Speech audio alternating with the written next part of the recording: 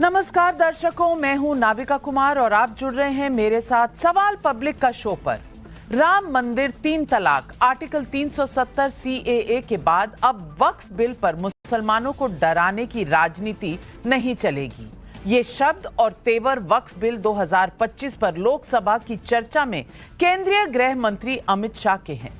सरकार की ओर से वक्फ बिल पर संसद की चर्चा में सबसे बड़ी दखल देने वाले देश के गृह मंत्री अमित शाह ने दो टूक कहा कि वक्फ बिल देश का कानून बनेगा तो सबको मानना भी पड़ेगा। ये बातें करने का कोई मतलब नहीं कि माइनॉरिटी नहीं मानेगी। अल्पसंख्यक मामले और संसदीय कार्य मंत्री किरण रिजिजू ने आज वक्फ संशोधन बिल लोकसभा में रखा है।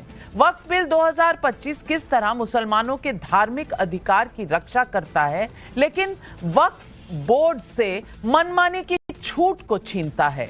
दलीलों के साथ ये बात सत्ता पक्ष ने सांसदों के थ्रू साबित करने की कोशिश भी की। इसके उलट विपक्ष लोकसभा के भीतर और बाहर यही बताने की कोशिश करता रहा कि अपनी नाकामियों को छिपाने के लिए सरकार के डिवाइड एंड रूल का एक और कदम वक्फ बिल के थ्रू आया है। उधर कुछ मौलानाओं की गुमराह फैक्ट्री वक्फ बिल के नाम पर वर्शिप एक्ट पर भी भड़काने के काम में जुट गई है। सवाल पब्लिक का है कि क्या वक्फ बिल 2025 मोदी से टक्कर में विरोधियों से मुस्लिम वाला कार्ड भी छीन रहा है? लेकिन बहस से पहले आज आपके लिए फैक्ट शीट सीधा संसद। प्रधानमंत्री नरेंद्र मोदी जी ने मेरे जैसे एक साधारण सदस्य को इतना पुण्य काम करने का मौका दिया है, इस बिल को यहाँ रखने का मौका दिया है। करोड़ों करोड़ों गरीब मुसलमान बहने दुआ देने वाला है। दुआ में अकेला क्यों लो, ये दुआ आप भी लेना चाहिए। एक सदस्य ने कह दिया माइनॉरिटी इस कानून को स्वीकार नहीं करेगी। क्या धमकाना चाहते हो भाई? संसद का कानून है, सबको स्वीकार करना पड़ेगा। स्वीकार नहीं करेंगे मतलब क्या है? एक कांग्रेस पार्टी और उसके साथियों ने मुसलमान भाइयों को डरा डरा कर अपनी वोट बैंक खड़ी करने का काम है। हम नहीं डरा रहे मुसलमानों को, आप डरा रहे हो भाई। आप कह रहे हो ये हो जाएगा। मैं कहता हूं इस देश के नागरिक को किसी भी धर्म का हो कोई आंच नहीं आएगी मान्यवर। तो फिर चैरिटी कमिश्नर हिंदू होगा तो वो क्रिश्चियनों के ट्रस्ट का कैसे देखरेख करेगा? चैरिटी कमिश्नर क्रिश्चियन होगा तो जैनियों के और हिंदुओं के ट्रस्ट का कैसे देखरेख करेगा? अब बताओ कि सारे ट्रस्ट के चैरिटी कमिश्नर अलग अलग देश तोड़ दोगे आप लोग, तोड़ दोगे। हमने साहब, मैं अभी भी आपके माध्यम से, इस सदन के माध्यम से देश भर के मुसलमान भाइयों बहनों को कहना चाहता हूं, आपके वक्फ में एक भी नॉन मुस्लिम नहीं आएगा। ये एक्ट में ऐसा कोई प्रावधान नहीं। मान्यवर, मुझे ये बताओ कि अभी अभी फैशन है संविधान लहराने की। ये संविधान के हिसाब से सरकार का या किसी भी निजी संस्था का कोई भी फैसला मान्यवर कायदे की कोर्ट से बाहर कैसे हो सकता है? कोई भी फैसला हो, ये देश की अदालत वो फैसले तक रुचि नहीं रखेगी। नागरिक ग्रीवेंसेस लेकर कहां जाएंगे? जिसकी भूमि हड़प कर ली गई वो कहां जाएगा? ऐसा नहीं चलेगा। आपकी वोट बैंक के लिए आपने किया था, हम खारिज कर रहे हैं, हम खारिज कर रहे हैं। वक्फ बिल पर न हटे न बटे, नरेंद्र मोदी की रणनीति पक्की रही। ये पाप आपका है और आपके उस पाप को आज मोदी जी ने आपके चंगुल से, उस गिरोह से निकाल के आम मुसलमानों की तरफ उसको फेंक दिया है उसके काम करने के लिए। तो ये आपको खराब लग रहा है? क्यों खराब लग रहा है भाई? लेकिन वक्फ बिल पर लोकसभा में विपक्ष की चर्चा में नोटबंदी, बीजेपी अध्यक्ष कौन, खराब हिंदू से लेकर ये आरोप तक आया कि एक कौम पर दाग लगाने की कोशिश हो रही है। भारतीय जनता पार्टी के अंदर मुकाबला चल रहा है कि खराब हिंदू कौन बड़ा है। ये नाकामी का पर्दा इस बार वक्फ बिल बना है। और सबसे बड़ी बात तो यह है कि जिसके लिए फैसला होना है उसकी बात को अहमियत न देना भी नाइंसाफी है। आप किस कौम पर दाग लगाना चाहते हो जिन्होंने 1924 में जिन्ना के दो नेशन की थियरी को पूरी तरीके से नकारा, आप उस कौम पर लगा रहे हो? सर यही है इनका डिवाइड एंड रूल। इस सरकार संसद से बाहर विपक्ष के आरोप यहां तक थे कि डिवाइड एंड रूल अपनाया जा रहा है। And I will request my parliament members also, they are fighting for walk up today because the Jumla party is only one point program to divide the country. Samajwadi party विपक्ष के इन तीखे सुरों के बीच जहां आम मुसलमानों का एक वर्ग खुशी मना रहा था, जबकि ताकतवर मुस्लिम संगठनों की रहनुमाई कर रहे कई मौलानाओं का सब्र मानो छलक रहा था। सबसे बड़ा मसला ये इस बिल के आ जाने के बाद प्लेस ऑफ वर्शिप एक्ट कहीं रह ही नहीं जाएगा। प्लेसेस ऑफ वर्शिप एक्ट 91 जो है उसी को कमजोर करने के लिए ये बिल लाया जा रहा है। प्लेसेस ऑफ वर्शिप एक्ट अगर खत्म हो जाएगा तो सब कुछ खत्म हो जाएगा। मेजोरिटेरियन अप्रोच है, अनकॉन्स्टिट्यूशनल है और जबरदस्ती है कि हम इसको पूरी ताकत से रिजेक्ट करते हैं और लड़ाई जारी रहेगी। हमने इसके पहले भी जब CNRC को लागू करना चाहा तो हमने उसके लिए शाहीन बाग दिल्ली में बना, तो दूसरा शाहीन बाग हमारा बॉम्बे में भी बना। आने वाले वक्तों के अंदर इंशाअल्लाह ताला हम इसकी पूरे तरीके से अपने जितने भी मुस्लिम NGOs है, जमातें हैं पूरे हिंदुस्तान के अंदर, तो उसके अंदर सारे लोगों के साथ हम अपना बातचीत करेंगे। बातचीत करने के बाद हम इसकी लड़ाई, अगर हमारे को संतुष्टि नहीं हुई तो हम इसको सड़कों पर भी लेकर आएंगे। शाहीन बाग बनेगा? हाँ बिल्कुल बनेगा।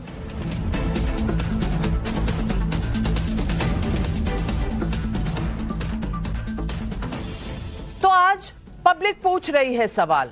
पब्लिक का सवाल नंबर 1, वक्फ पर लोकसभा की चर्चा में अमित शाह की 2 टूक के बाद क्या वक्फ संशोधन बिल पर सारे विकल्प खत्म हुए? मोदी सरकार को एंटी मुस्लिम साबित करने का विपक्ष का एजेंडा क्या वक्फ बिल से खारिज हो रहा है? वक्फ बिल को लेकर वर्शिप एक्ट जैसे मसलों पर मुसलमानों को गुमराह करने की कोशिश कितनी कारगर होगी?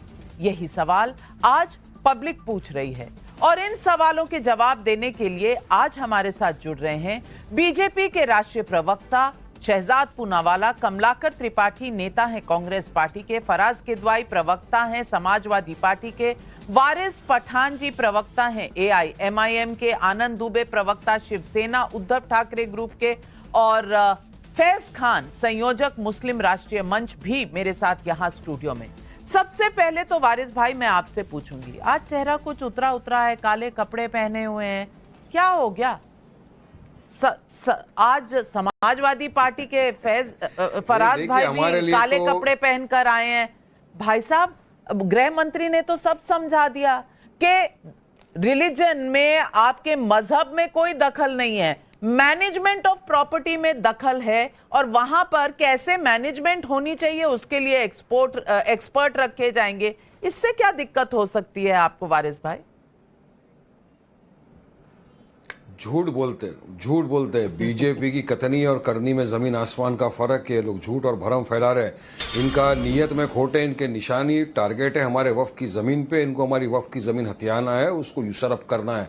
इनको कोई वक्फ बचाने के लिए नहीं कर रहे। ये सब बिल ये काला कानून है, ये वायलेशन है पूरा संविधान का, ये वायलेशन है आर्टिकल 14, 25, 26 का। हमारे पर्सनल अफेयर के अंदर बीजेपी को क्यों मदाखिलत करना है? और बीजेपी को कब से मुसलमानों की इतनी फिक्र होने लग गई?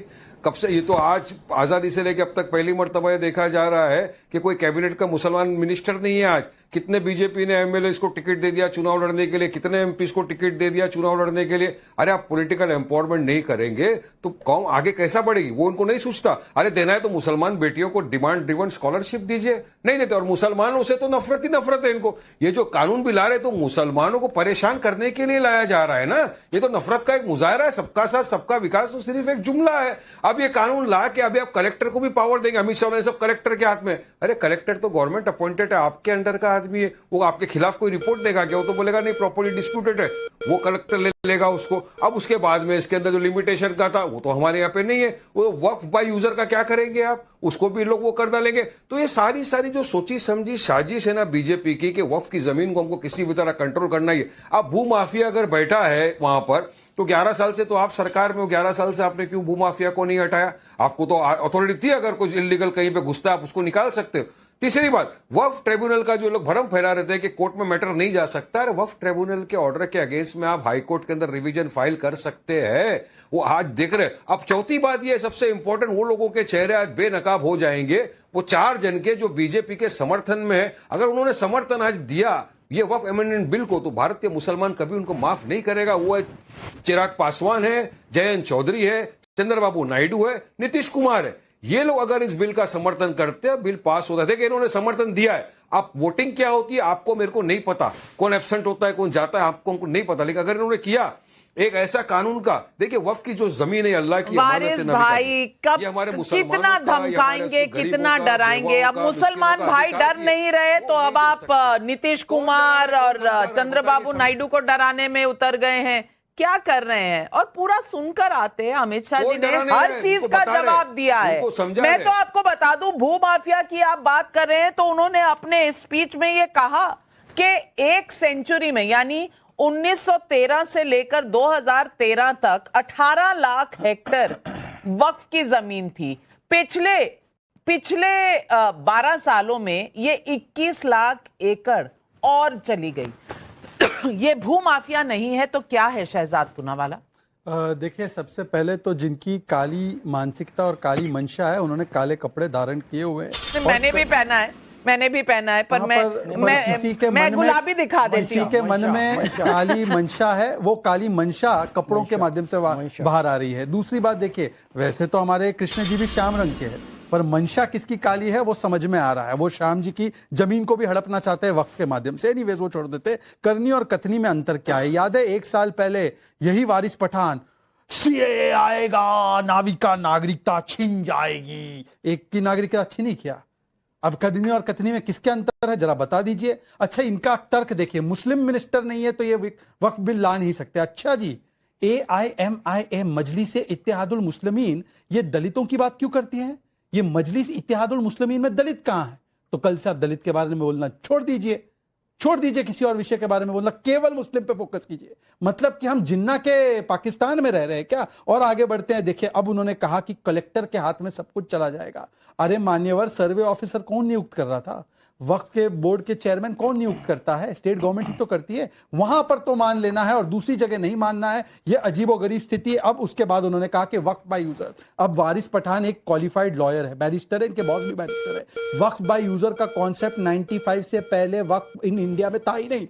Only Muslims could do the Waqf. Waqf by user का कॉन्सेप्ट ही आर्टिफिशियली इंट्रोड्यूस किया गया है। और आखिरी बात उन्होंने कहा कि देखिए ट्राइब्यूनल के विषय में, कि ट्राइब्यूनल का कोर्ट में डिसीजन चैलेंज हो सकता था। सेक्शन 6 1995 एक्ट साफ लिखा है कि ट्राइब्यूनल का डिसीजन फाइनल था और रिट पिटीशन से आप जा सकते थे, पर जैसे सिविल मैटर को आप ले जा सकते वो नहीं था अधिकार। तो इसीलिए मैं कह रहा हूं आज 2S का मामला है। गौरव गोगोई ने बोला 3D का है, 3D नहीं है, 2S है। एक है सामाजिक न्याय गरीब पसमानदा मुसलमानों के लिए, और एक है संविधान की सुरक्षा, की अतिक्रमण वाली मानसिकता को रोका जाए। और दोनों जो एस बोलते हैं, अखिलेश यादव और उद्धव सेना के लोग, आज दोनों एस पर क्यों चुप हो गए? और उद्धव सेना से तो पूछिए क्या सियासी धर्मांतरण है। बाला साहब ठाकरे बोलते थे कि वक्फ को समाप्त कर दो, आज उनकी पार्टी आकर वक्फ के बचाव में बयान दे रही है। यह है सियासी धर्मांतरण। 370 पर धोखा, राम मंदिर पर धोखा, हिंदुत्व पर धोखा। धर्मांतरण हो गया है या हृदयांतरण हो गया है? क्या हो गया है? राहुल अंतरण हो गया है, राहुल अंतरण। नहीं, नाविका जी, आदरणीय हिंदू हृदय सम्राट बाला साहब ठाकरे जी अगर आज होते तो हैरान होते, आश्चर्यचकित होते कि बताओ ये बीजेपी हिंदुत्व की बात करते करते कब मुसलमानों की बात करने लगी पता ही नहीं चला। सौगाते मोदी कब आ गया पता ही नहीं चला। अरे इनको इतना प्रेम मुसलमानों के लिए है, ये तो आज पता चल रहा है। ये कह रहे हैं कि हम मुसलमानों की जिंदगी बदलना चाहते हैं। मैंने कहा निकले थे हिंदुओं की जिंदगी बदलने, वो बदल नहीं पाए, अब मुसलमानों की जिंदगी बदलने आ गए। अब सोचिए सोचिए कि एक कानून आ रहा है जिसके लिए एक जेपीसी बनी है। जेपीसी में क्या होता है? चर्चा होती है, संवाद होता है, विचार विमर्श होते हैं। हमारी पार्टी ने भी कुछ सुझाव दिए, टीडीपी ने भी कुछ सुझाव दिए और जेडीयू ने भी सुझाव दिए, अन्य दलों ने भी सुझाव दिए। क्या सुझाव दिए यही आज तक नहीं बताया जा रहा है। अरे लाइए ना, बिल की वोटिंग के पहले ये तो बताइए कि भैया शिवसेना उद्धव बाला साहब ठाकरे जी ने ये सुझाव दिए। यहां कोई किसी का व्यक्तिगत शत्रु नहीं है, देश से बड़ा हमारे लिए कोई नहीं है। जिन मुसलमानों के आप रहनुमा बन रहे हैं, कम से कम उनको तो विश्वास में ले लेते। अगर ले लिया उनको, उनकी चिंता आप ना करें। आनंद दुबे जी, उनकी चिंता आप कतई ना करें, क्योंकि जेडीयू ने कहा हमारे जो संशोधन है वो ले लिए गए, चंद्रबाबू नायडू ने कहा हमारी जो सुझाव है वो ले लिए गए। आपके सुझाव थे क्या? आप तो बताइए, पता है? अरे वो लोग तो गुलाम हैं, वो लोग तो गुलाम है। अगर सुझाव ले लो तो गुलाम है, सुझाव ना ले लो तो बॉस बनाने की आप कोशिश कर रहे हैं। कमाल कर रहे हैं आप आनंद दुबे जी। चित भी मेरी, पट भी मेरी तो नहीं हो सकती। लेकिन आप मुसलमानों के इतने शुभ चिंतक हैं, तो मैं फैज खान भाई से पूछना चाहती हूँ। फैज खान भाई, आपके सारे हक छिन जाएंगे, अब आपका धर्म जो है वो नापाक हो जाएगा, क्योंकि अब बाहर गैर मुसलमान आ जाएंगे बोर्ड में। अब ये जो भू माफिया है, ये इल्जाम लगाया गया है, सब कुछ बहुत गलत है, मुसलमानों के साथ बहुत गलत हो रहा है। आप क्या कहेंगे? बिस्मिल्लाहिर्रहमानिर्रहीम, रब्बिश रहली सदरी व यस्सिरली अमरी वहलुल उक़दतन मिन लिसानी यफ़क़हू क़ौली। भारत माता की जय, वंदे मातरम। दीदी, मैं आपको बताऊं कि इस्लाम में एक गम का त्यौहार होता है मुहर्रम। उस समय बहुत सारे भाई काले कपड़े भी पहनते हैं, लेकिन मैंने आज इमरान प्रतापगढ़ी को भी देखा और ये यहाँ दो लोगों को और देखा जिनकी नियत क्या है ये समझिए। हदीस कहता है कि अमल का दारोमदार नियत पर है, आपकी पाक नियत है। लेकिन इन लोगों की क्या नियत है मैं आपको बताता हूं।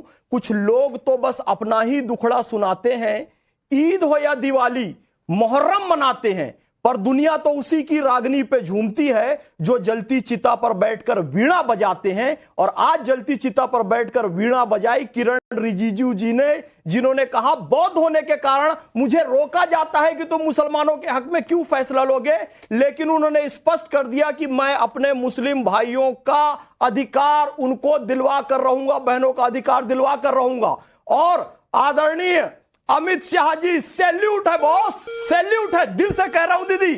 क्या अकॉर्डिंग टू इस्लाम बात कही है, क्या अकॉर्डिंग टू संविधान बात कही है। अकॉर्डिंग टू इस्लाम देखिए, वक्फ में कोई भी गैर मुस्लिम नहीं आ सकता, क्योंकि जो कलमा पढ़ेगा ला इलाहा इल्लल्लाह मुहम्मदुर रसूलुल्लाह, वही धार्मिक प्रक्रिया वक्फ कर सकता है, अल्लाह की राह में अपना धन जायदाद दे सकता है।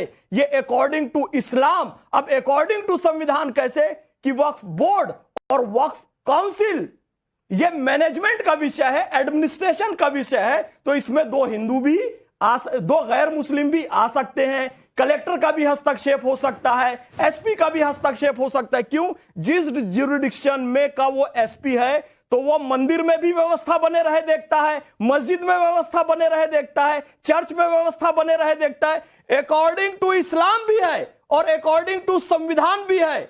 और सैल्यूट करता हूं मैं अमित शाह जी को आज इसके लिए। और मैं एक बात बताऊं, इन्होंने ठीक से, इनके पास कोई जवाब ही नहीं है दीदी। आज इनको सच्चाई पता है, अमित शाह जी ने सब कुछ सच सच कहा है, किरण रिजिजू जी ने सच सच कहा है, इसलिए बहलाने फुसलाने के लिए काला कपड़ा ये वो ये कह रहे थे कि पहले भी अधिकार था सुप्रीम कोर्ट में या हाई कोर्ट में जाने का। नहीं, उन्होंने स्पष्ट किया है रिट के मामले में विशेष तौर से रिट लगाई जाती थी, केवल उन्हीं मामलों में, और रिट बहुत सीमित मामलों में लगाई जाती है। लेकिन एक कॉमन जो सिविल मामला होता है, किसी भी जमीन पर आपने कब्जा ठोक दिया, उस पर अधिकार नहीं था। बिल्कुल अमित शाह जी ने क्रिस्टल क्लियर कर दिया है कि कलमा, नमाज, रोजा, हज और ज़कात में कोई हस्तक्षेप नहीं करेगा। लेकिन मैनेजमेंट की बात है, चाहे वो रेलवे का हो, समझने वाले तो समझ जाते हैं, लेकिन जो ना समझने का ढोंग रचा है उनके साथ क्या किया जा सकता है, यही सवाल पब्लिक पूछ रही है।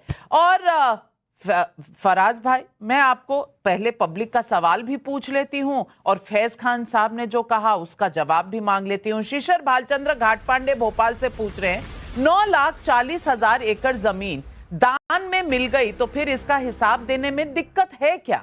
निर्मल शर्मा का यूट्यूब पर सवाल है, ये देश किसी की जागीर नहीं तो फिर जब संसद में चर्चा हो रही है तो ऐसे विरोध क्या मतलब जिसमें एक वर्ग को भड़काने की कोशिश हो रही हो? जवाब दीजिए।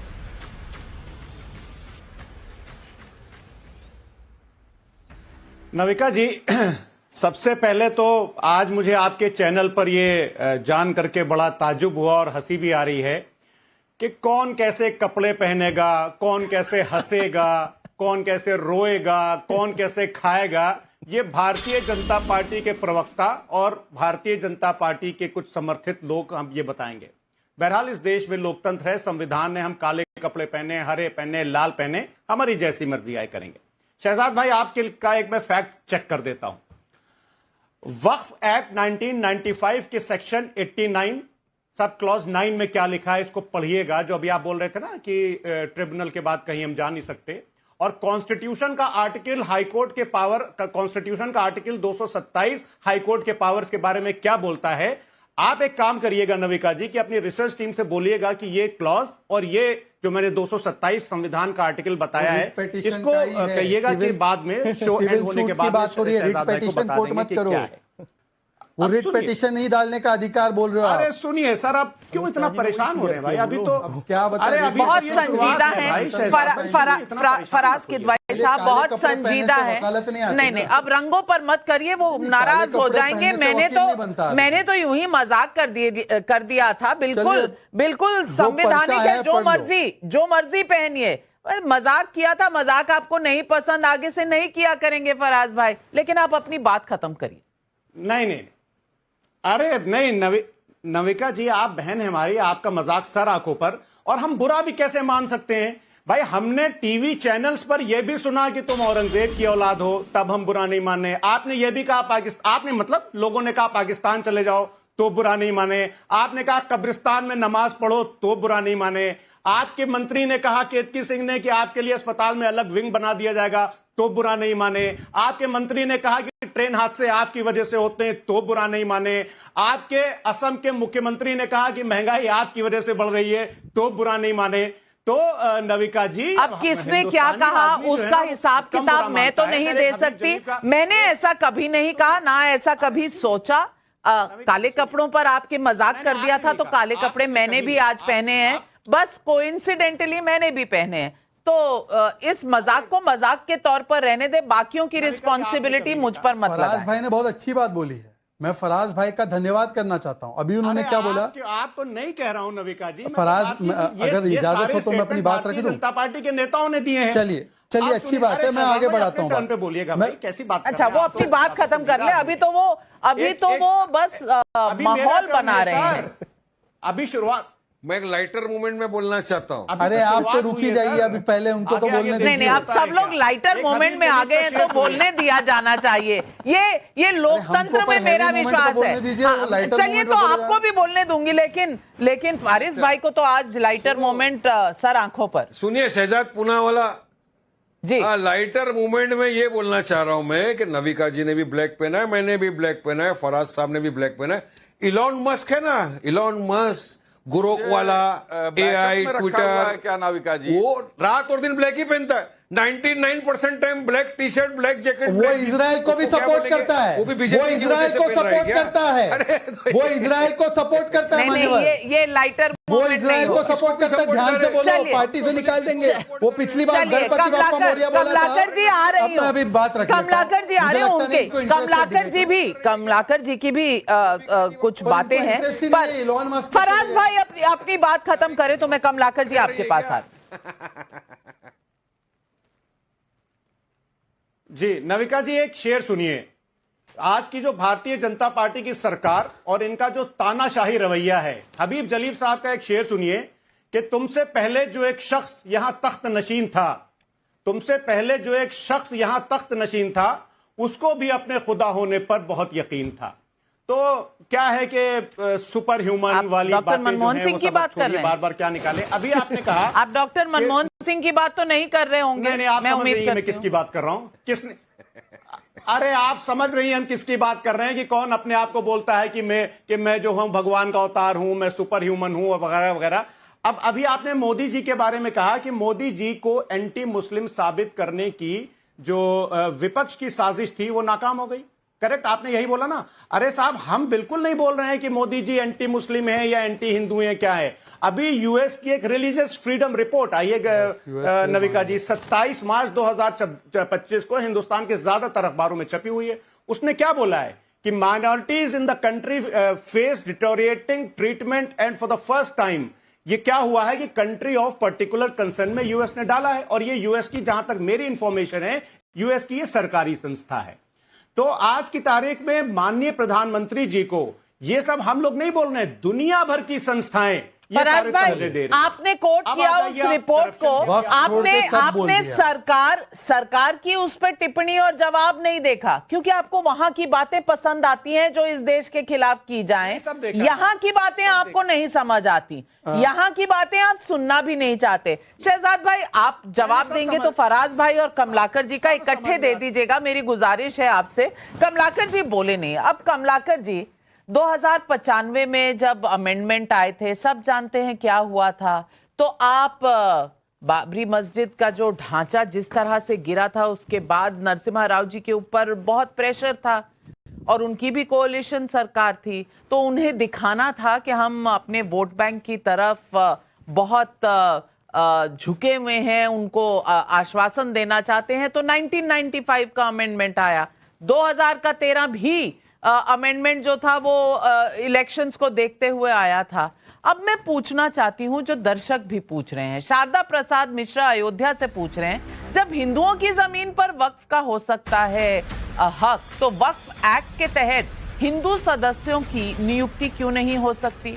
उपेंद्र सिन्हा भी पूछ रहे हैं, जो विरोध कर रहे हैं, उन्हें वक्फ करने वाले और वक्फ बोर्ड और वक्फ काउंसिल के ट्रस्ट में अंतर क्यों नहीं समझ आता? जवाब दीजिए। नाविका जी, पहले तो मैं आपको बता दूं कि शहजाद जी ने जो शुरुआत की, जिस पे आपने भी बोला, वो प्रधानमंत्री जी जैसे कपड़ों से लोगों को पहचान रहे थे, उसी तरह से ये आजकल लोगों के दिल में भी बैठ रहे हैं कपड़ों को देखते हुए। और मुझे तो ये लगता है ये अपने दिल की जो गंदगी है उसी को सामने देखते हैं। अच्छा, अब दूसरी चीज आपको बता दूं, ये आपका परसेप्शन हो सकता है कि वो वोट बैंक के लिए हो रहा है। अगर वोट बैंक के लिए हो रहा है और इस सरकार का ये दावा है कि ये पूरा मुसलमानों के फायदे के लिए है, तो फिर इसके लिए वोट बैंक का फायदा किसको हुआ? उसको तो सरकार को फायदा होगा, हमारा कहां से फायदा हुआ? आप हर चीज में अपना वो घुसाना चाहते हो, अपना कंट्रोल रखना चाहते हो। उसी के तहत आपने इलेक्शन कमीशन की नियुक्ति में जो सुप्रीम कोर्ट ने दिया था कि एक supreme court CJI leader opposition और उसको सीजेआई को बदल करके उन्होंने अपना मंत्री कर दिया। और इसी तरह से हर चीज में आप अपना कंट्रोल चाहते हो। वो क्यों चाहते हो? आपकी नीयत क्या है? बेसिकली एक पुरानी कहानी मुझे याद आ रही है कि एक मुर्गा जा रहा था और एक बिल्ली ने कहा कि मुर्गे भाई, आपकी आंख कुछ कानी लग रही है। तो मुर्गे ने कहा कि बक्सो बिलार, मुर्गा काने होकर के रहिए। तो वो उसी तरह से ये जो भारत का मुसलमान है और आम जनमानस है, वो यही कह रहा है, हमारे उसकी फिक्र हमें कर लेने दीजिए।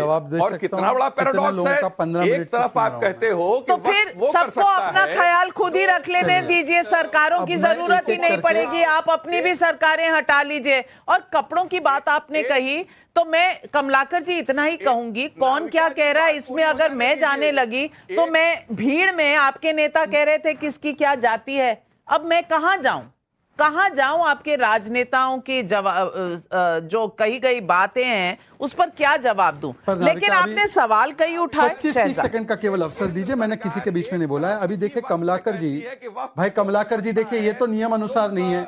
आप वारिस और फराज बोले, उसके बाद मेरी बारी आई। नाविका, आप प्लीज जी आप बोले।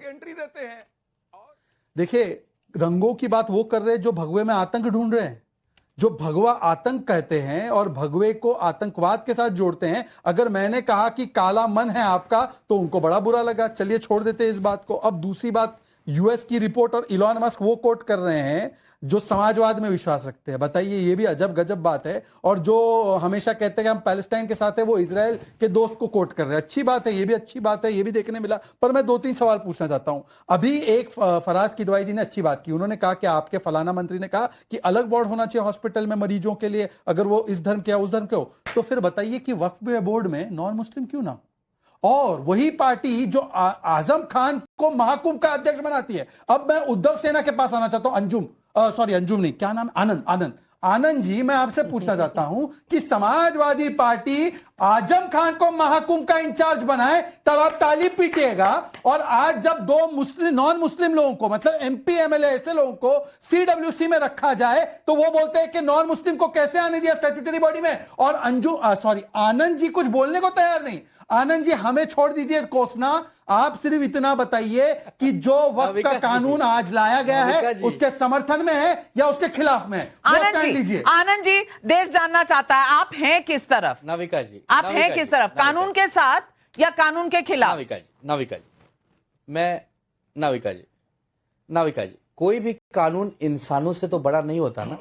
अगर कोई कानून आप लाए थे, आपने 3-4 साल पहले किसानों के लिए कानून लाया था, जिसको आप लोग काला कानून कहते हो। याद है ना क्या असर हुआ उस कानून का? तो जैसे ही किसानों को आपने विश्वास में नहीं लिया, वैसे आपने मुसलमानों को भी विश्वास में नहीं लिया। अगर आप कोई कानून ला रहे हो प्रभु, तो उन मुसलमान साथियों को, उन भाई बहनों को बाला साहब ठाकरे ने बोला हटा दो, आप पूरी तरह विफल रहे। मुझे तो हैरानी इस बात की होती है। मैं आपको इतना बता दूं आनंद जी, ये जो अब आपका खेला है ना, चलने वाला नहीं है। आर्टिकल 370 जब हट रहा था तो आपने कहा किसी से चर्चा नहीं की, काला कानून ले आए। आज क्या हो रहा है, सबने देख लिया है कि जम्मू कश्मीर में शांति है, नई सरकार आ गई है, उमर अब्दुल्ला मुख्यमंत्री। और ये बात अमित शाह जी ने सदन में कही, पर आप सुनेंगे नहीं। सीएए के समय भी आपने इसी तरह भ्रमित करने की कोशिश की। कोई यहाँ तूफान नहीं उठा, किसी की नागरिकता नहीं गई। 3 तलाक पर भी यही सवाल उठे थे। अब ऐसा है, आपकी क्रेडिबिलिटी थोड़ी कम हो गई है मुसलमानों के बीच में भी, तो कम से कम दोबारा सोचकर किसी चीज का आप ऑब्जेक्शन किया करिए। लेकिन वारिस भाई, पब्लिक आपसे बहुत सवाल पूछ रही है। मुकेश शर्मा फरीदाबाद से पूछ रहे हैं, वारिस भाई कह रहे हैं कि सरकार झूठ बोल रही है, तो ये तो खुद वकील हैं, और अगर कोई कानून से परेशानी है तो उनको अदालत पर भरोसा नहीं है क्या? अब बताइए, अदालतों पर भरोसा नहीं है, संविधान पर नहीं है? तो सुनिए, मैं आपकी भी सुना, संजय पूनावाला, शहजाद पूनावाला की भी मैंने बात सुना। तो अभी इनका भी सवाल का मैं जवाब दे देता हूं। क्यों इनकी बात पे भरोसा नहीं, पता है? क्योंकि जब नोटबंदी का टाइम आया था तभी उन्होंने कहा था, अच्छा सुनो, तभी नोटबंदी के वक्त भी उन्होंने कहा था कि आतंकवाद खत्म हो जाएगा, काला धन बढ़ना बंद हो जाएगा, नोटें छपना बंद हो जाएगी, डुप्लीकेशन बंद हो जाएगा। क्या हुआ? कुछ हुआ क्या? आतंकवाद खत्म हो गया, डुप्लीकेट नोटें छपना बंद हो गई। इसीलिए इनकी बात पे यकीन नहीं कर सकते। बीजेपी की कथनी और करनी में जमीन आसमान का फर्क है। ये देखना आहिस्ता आहिस्ता किस तरह से लिटिगेशन का दिखा के जैसा हमारी वक्फ की जमीन को हथियाना शुरू कर देंगे। कलेक्टर आएगा, बोलेगा नहीं भाई ये तो डिस्प्यूटेड है जगह, ये चली जाएगी गवर्नमेंट में। मगर ये जगहों के ऊपर हमारे यतीमों का अधिकार है, सरकार को सोचना पड़ेगा। हमने कहा हम संवैधानिक तरीके से प्रोटेस्ट करेंगे नविका जी, पूरे देश भर में संवैधानिक रूप से प्रोटेस्ट करेंगे, कोर्ट कानून का दरवाजा खटखटाएंगे। जब तक मोदी सरकार ये बिल को वापस नहीं लेती है, हमारा एहतजाज जारी रहेगा। अरे मुस्लिम पर्सनल लॉ बोर्ड ने खाली एक वेबसाइट निकाला था, करोड़ों लोग ने उसके ऊपर ऑब्जेक्शन उठाया कि भाई नहीं, हमको वक्फ कानून नहीं चाहिए। जब पूरा मुसलमान को नहीं चाहिए, पूरे विपक्ष को नहीं चाहिए, पूरे मुसलमान को क्या जिद है कि पूरे मुसलमान को दो मुसलमान तो मेरे आजू बाजू बैठे हैं यहाँ स्टूडियो में। शहजाद पूनावाला पसमानदा मुसलमान है, फैज खान भाई मेरे यहाँ बैठे हैं, इनको तो नहीं चाहिए। आपकी हुकूमत नहीं चाहिए। और आप लिटिगेशन की बात कर रहे हैं, डिस्प्यूट्स की बात कर रहे हैं। मैं आपको बता दूं, 15,000 ऐसे केस पड़े हुए हैं कोर्ट्स में, 15,000 ऐसे केस पड़े हुए हैं कोर्ट्स में। और आप जानते हैं पिछले 10 सालों में कितने डिस्प्यूट सॉल्व किए हैं? 600 भी नहीं। आपके वक्फ बोर्ड ने पुराने स्टाइल के जो लॉ है उसके अंडर में 600 केस भी नहीं रिजॉल्व हुए। अब आप कह रहे हैं वही कानून अच्छा है जहां मुसलमानों को ही न्याय नहीं मिल रहा। फैज खान भाई ये क्या कह रहे हैं? देखिए दीदी, मैं एक बात कहना चाहूंगा। मुझे आश्चर्य हो रहा है कि यहाँ पर एडवोकेट लोग बैठे हुए और कैसी बात कर रहे हैं। मुसलमानों को न्याय मिले, इसलिए उन्होंने कहा है कि कलेक्टर को लाया जाएगा क्योंकि वक्फ की जमीनों का मामला है। What is the meaning of collector who collect something? वो क्या कलेक्ट करता है? क्योंकि उसे कलेक्टर कहा जाता है। He is revenue collector. Revenue collect करता है। रेवेन्यू का सबसे बड़ा साधन भूमि होती है, तो भूमि के मैनेजमेंट के लिए, सही काम के लिए उसे लगाया गया है। आपको एडवोकेट हो, क्या कानून की पढ़ाई की हो, तो मुझे तो ये समझ नहीं आता। मैं वही दीदी से पूछ रहा था, दीदी ये भी एडवोकेट है क्या? दूसरी बात मैं आपको बताऊं, मेंटेन कर लेंगे कपड़ों की जहां तक बात है ना सर, तो कपड़ों की बात आपने शुरू की थी दीदी, मुसलमानों के अधिकारों की आप बात करें ना, मुझे उस दिन तकलीफ हुई जिस दिन ये आदेश ये लोग जारी कर रहे थे जबरदस्ती कि मुसलमान ईद में पुराना कपड़ा पहनो, नया कपड़ा नहीं पहनो, ईद के दिन काली पट्टी बांधकर नमाज पढ़ो। शर्म नहीं आती है? ईद की नमाज का अपने राजनीतिक हित में आप लोग इस्तेमाल करते हैं। फिर कहता हूं, अल्लाह रब्बुल इज्जत खालिक कायनात ने ईद के लिए नया कपड़ा हजरत जिब्राइल अमीन के जरिए हजरत इमाम हसन और हजरत इमाम हुसैन के लिए भेजा था। जब अल्लाह आदेश दे रहा है नया कपड़ा पहनो ईद के दिन, तो आप कौन होते हैं? तौकीर रजा कौन होता है? असदुद्दीन ओवैसी, अकबरुद्दीन ओवैसी कौन होते हैं हमें पुराना कपड़ा पहनने के लिए? आपने इस्लाम में हस्तक्षेप किया, आपने ईद का राजनीतिकरण किया, आपने मुसलमानों को टूल किट समझा, आपने मुसलमानों को बंधुआ मजदूर समझा, लेकिन मुसलमान अब इस चीज से बाहर आ गया है। और नाविका दीदी, स्पष्ट ये लोग सुन ले, शेरो शायरी की बात कर रहे हैं ना, मैं कहना चाहूंगा, आज सड़कों पर लिखे सैकड़ों नारे न देख, घर अंधेरा देख, तू आकाश के तारे न देख, और दिल को बहला ले इजाजत है मगर इतना ना उड़, रोज सपने देख लेकिन 2029 के इतने प्यारे न देख। अब तुम्हारी सत्ता नहीं आने वाली। 2047 में भारत विकसित भारत बनेगा। यदि स्पष्ट कर दिया गया है वक्फ की लैंड रेलवे के बराबर है और इनकम 126 करोड़ रुपए, इसलिए अमित शाह जी ने कहा पकड़ पकड़ के अपराधियों को निकाला। शब्द देखिए उनके, पकड़ पकड़ के निकाला जाएगा। जिन लोगों ने मुसलमानों के साथ अन्याय किया उनको बाहर पकड़ पकड़ के निकाला जाएगा, जेलों में डाला जाएगा, कार्रवाई होगी। अब मुसलमान आपके झांसे में आने वाला नहीं है। एक बात है, अब मुसलमान बेदार हो चुका है, बेदार हो चुका है। वारिस भाई, आप मुसलमान हैं, लेकिन फैज खान साहब की कितने मुसलमान हैं ये अब आप क्या टेस्टिंग करेंगे? आप टेस्टिंग करेंगे में पूरी कौम का सौदा करने बैठाइए।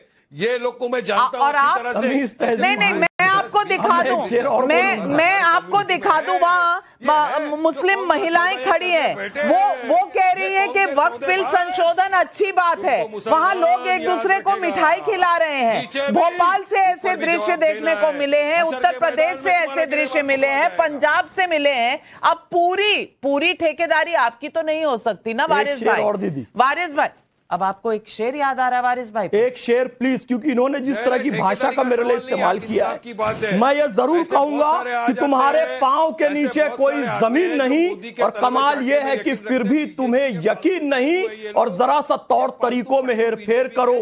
मेरे हाथों में कॉलर हो, आस्तीन नहीं, तो तमीज से बात कीजिए। तौर तरीकों में मैं हेर फेर नहीं कर रहा हूं, क्योंकि मेरी बड़ी दीदी बैठी हुई है।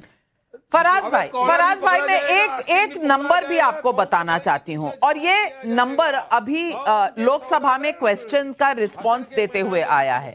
मिनिस्ट्री ने कहा है कि जो वक्फ के ट्राइब्यूनल चल रहे हैं वहां 41,000 केसेस जो हैं वो पेंडिंग पड़े हुए हैं, जिसमें से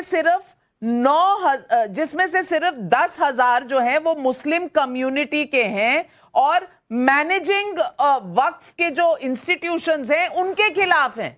तो 40,000 में से 10,000 केसेस तो मैनेजमेंट पे हैं। आप कैसे कह सकते हैं फराज भाई कि मैनेजमेंट के तौर तरीकों को सही करने की जरूरत नहीं है?